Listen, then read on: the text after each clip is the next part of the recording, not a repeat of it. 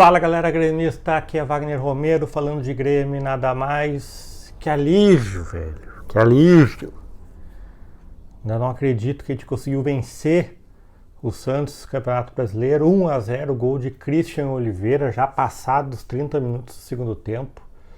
Eu vou ser bem sincero com vocês, à medida que o jogo ia passando, eu comecei a pensar no último vídeo que eu fiz, né, sobre será que é loucura pensar em 6 vitórias nos 8 jogos que a gente tem agora no mês de maio, né? E o jogo vai rolando, as coisas vão não acontecendo e tu começa a pensar que realmente era loucura pensar. Talvez ainda seja loucura pensar nesse cenário de 6 vitórias em 8 jogos. Mas o primeiro degrau está escalado, né? Tá subido.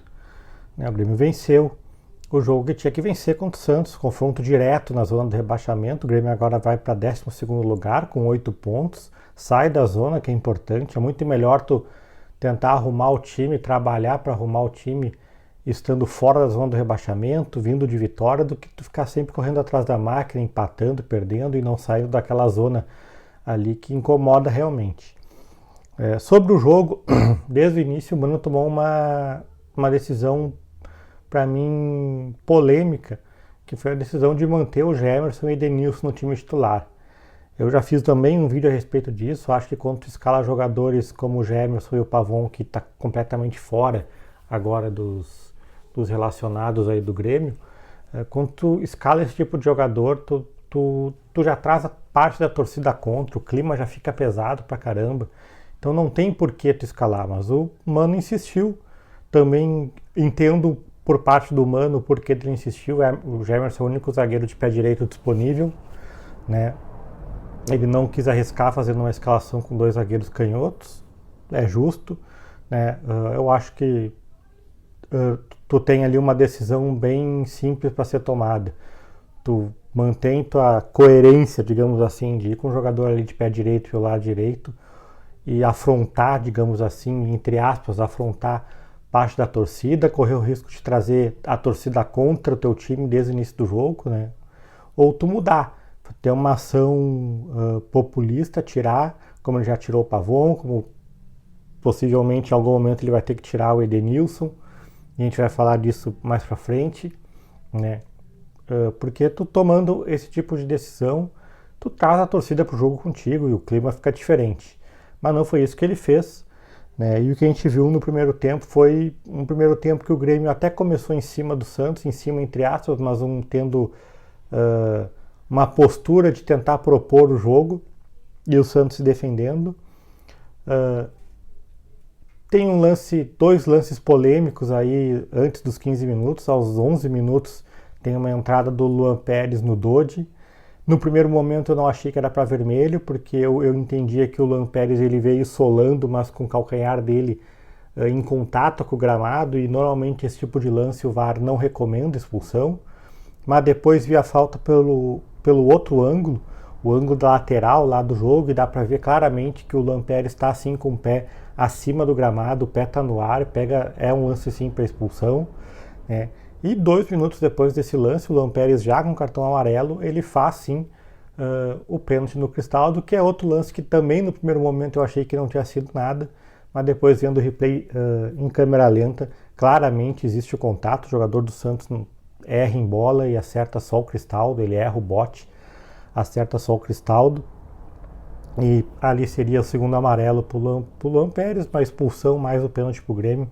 A gente poderia aqui estar falando de um jogo completamente diferente do que foi, tendo o Santos desde o início do jogo com um jogador a menos e possivelmente já perdendo, tendo sofrido um gol de pênalti. Mas esse ano especialmente, isso vem se repetindo há algum tempo, mas esse ano tá bem especial essa questão da arbitragem contra o Grêmio, mas eu também não vou ficar focando nisso aqui, porque o Grêmio de fato jogou muito pouco, fez muito pouco para merecer vencer, e acabou o primeiro tempo sendo dominado pelo Santos, né?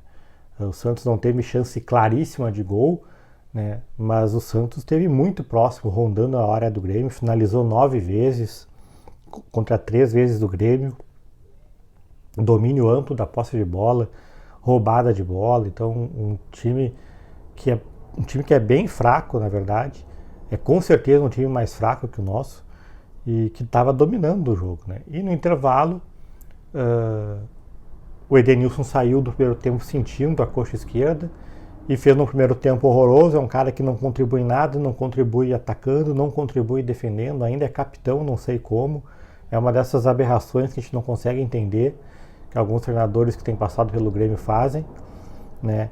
E aí entrou o Alisson, jogador da base, que entrou muito bem, talvez tenha sido o melhor jogador do Grêmio na partida inteira, e ele só jogou o segundo tempo, né? E, cara, o Alisson é um jogador que tá merecendo, dentro de campo, tá mostrando que merece ganhar oportunidades como titular.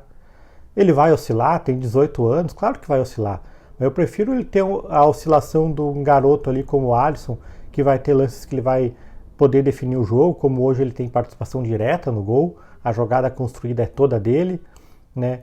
Vai ter partidas que ele vai fazer más decisões, que ele vai errar, tudo bem. Mas ali, jogando por ali o Edenilson, eu já sei o que vai acontecer, nada. E ainda vai várias vezes deixar o time na mão, né? Então, entre essa dúvida, ou até mesmo de ficar colocando o Monsalve, que é um meia, colocando como ponta, e tô colocando o Christian ali pelo lado direito, né? Então, entre fazer esse tipo de situação, cara, firma o Kiko Oliveira na ponta esquerda, que nem é o lado preferencial dele, mas ele é um cara que se esforça. Se colocar ele de zagueiro, ele vai se esforçar que nem louco ali, né? E dá a chance pro Alisson ter uma sequência de jogos, ser titular do Grêmio, quem sabe se firmar. Quem sabe o Grêmio não descobre aí um ponta real para dar uma sustentação a esse esquema, que para mim é um esquema que no Grêmio, esse 4-2-3-1 é um esquema que está falido. Eu já teria partido para outro esquema, mas eu não sou treinador, né? Então, o mano que sabe o que vai fazer, né? Então é isso, né? Então o Grêmio no segundo tempo sofreu pra caramba, foi um jogo morno, jogo com uma cara de 0-0, dois times apanhando da bola, mas o Grêmio conseguiu ali numa jogada individual do Alisson, tocou uma bola para dentro da área, a bola passou por todo mundo, rebate, a bola sobrou no Monsalve, que recuou a bola para trás, eu nem sei quem chutou. A bola desviou em todo mundo e caiu pro Kiko Oliveira na cara do gol, que fez o gol. E ali, o Grêmio ficou, obviamente, preocupado em não sofrer o empate, que é o que o Grêmio vinha sofrendo em todos os jogos. E o Santos conseguiu criar, de fato, uma jogada para quase empatar, um lance do Soteldo pela ponta, ele dribla o Monsalve, cruza e o Zé Ivaldo de cabeça quase empata. E foi o único lance aí que o Santos teve próximo de empatar o jogo. O Grêmio consegue uma vitória importante e o Mano tem uma decisão também importante a ser tomada para esses próximos jogos, né? Porque a impressão que nos dá é que não mudou nada, de fato. Tu tem um time talvez um pouco com mais brio, um time que briga mais em campo, talvez isso, né? Alguns momentos nem parece tanto, mas do ponto de vista de mecânica de jogo e tal, não tem muita mudança, né? E se era para não mudar, não precisava ter trocado o treinador, né? Então o Mano ele tem decisões a ser tomadas, ele tem alguns jogadores que ele precisa pro bem do time dele, pro bem do time dele evoluir, ele tem que tirar. A gente não pode mais contar com Edenilson em campo, a gente não pode ficar contando mais com o Gemerson, mas eu sei que é o que tem, né? O Cuellar agora vai ter uma sequência de jogos com a lesão do Vila Sante, foi mal hoje de novo, é um cara que está completamente fora, né? Então o Arezzo talvez mereça mais chances aí, algumas chances no lugar do Bright White, que também está mal, está apanhando a bola, entende? Então o Mano tem algumas decisões a serem tomadas e espero que ele realmente o faça, né? Tome essas decisões, porque se é para ficar fazendo a mesma coisa, não tinha nem por que ter vindo. Wagner Romero falando de Grêmio, nada mais, feito.